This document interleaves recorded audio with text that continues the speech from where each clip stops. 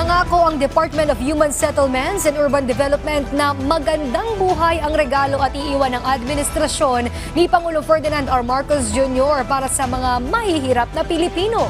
Sa bagong Pilipinas ngayon, sinabi ni DHSUD Secretary Jose Rizalino Acuzar, hindi na lamang drawing ang mga housing project dahil sa ilalim ng Administrasyong Marcos Jr., maraming pabahay sa buong bansa ang maitatayo.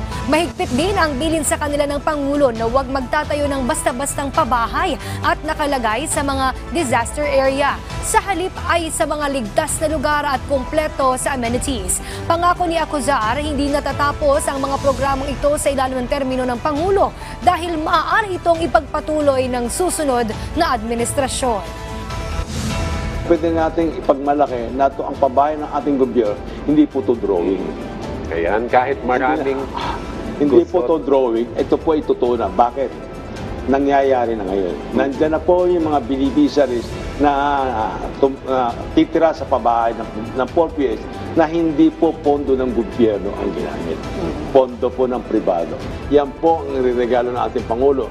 Pag siya po ay bumaba sa ating, pag kami po ay umalis sa aming termino, bibigyan natin ng maganda pamumuhay yung mahihirap. Kung hindi man po natin matapos ang panahon na ito, at least yung programang to, kasunod na administrasyon, kailangan magagamit nila.